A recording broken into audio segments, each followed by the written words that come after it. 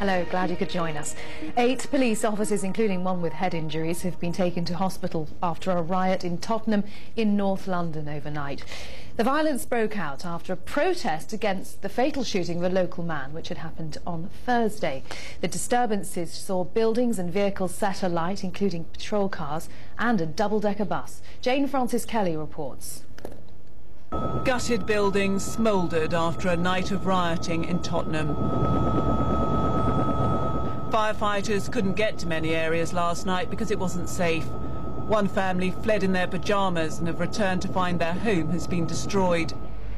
Police riot vans line the high street. Burnt-out police cars sit in the road.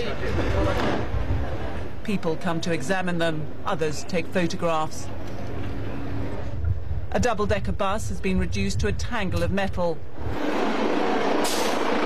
The moment it exploded last night was caught on camera. Rioters attacked police cars with missiles before setting 3 of them alight.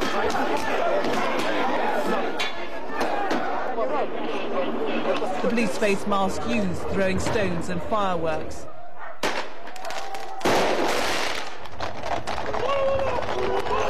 Mounted officers were used to try to break up the crowds. Several police officers were injured.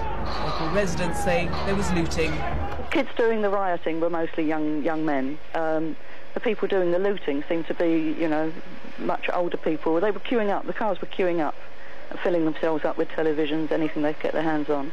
The rioting followed a peaceful protest march earlier in the day. People were angry about an incident on Thursday when armed police shot dead a local man, Mark Duggan. The exact circumstances of what happened are being investigated by the Independent Police Complaints Commission.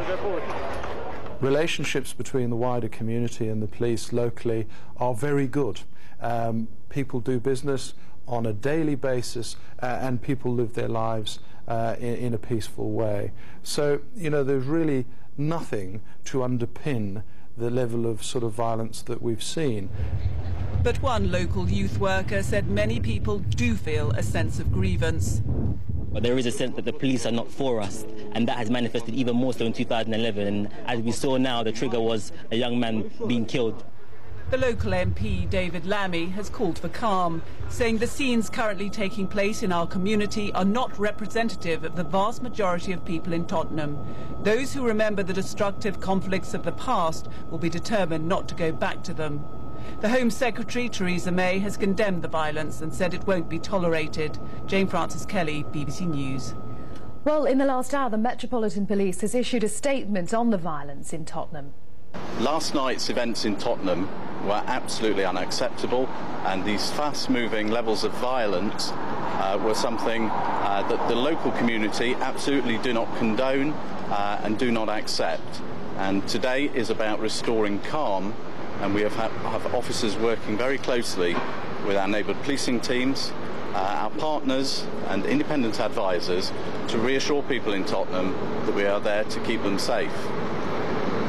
The death of Mark Duggan was absolutely regrettable. And this is subject to an independent inquiry by the Independent Police Complaints Commission, and they're working closely with the family to answer any questions that they may have. Last night's peaceful demonstration was hijacked by a small number of criminal elements that used that event for their own gain. The looting, the damage, the concern that is now caused to businesses and people who've lost their homes and their livelihoods is absolutely unacceptable. Our role today is to work to restore some sense of calm to that community. That was a statement from the Metropolitan Police. But let's go live to the scene now in Tottenham. Our correspondent Phil Lavelle is there. And Phil, what is happening there this morning amid the aftermath?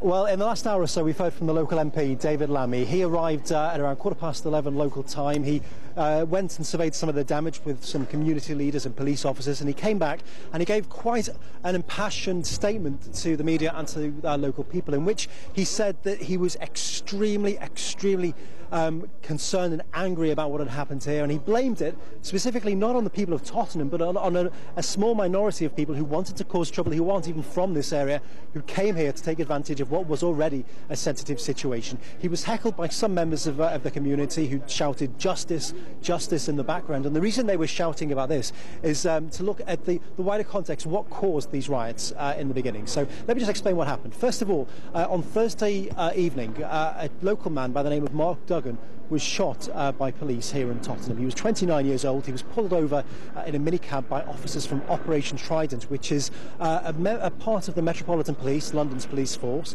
which investigates gun crime within the black community. Now, something happened, shots were fired, Mr. Duggan lost his life, and there has been a lot of anger about whether or not that could have been avoided. It's being investigated at the moment, I should add, by the IPCC, the Independent Police Complaints Commission.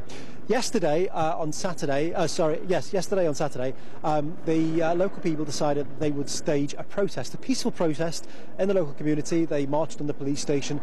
They said that they didn't think that necessarily Mr. Duggan had to die. It could have been avoided, but at some point during that protest, it turned from a peaceful protest into a riot. What caused it to turn from a protest into a riot is still not known. There are various theories, one of which being that a 16-year-old girl was somehow hit by a police officer's baton, and that then sparked it all. But what then ensued was a full-scale riot. Police came under attack from hundreds of people throwing bricks, glass, anything to hand, petrol bombs.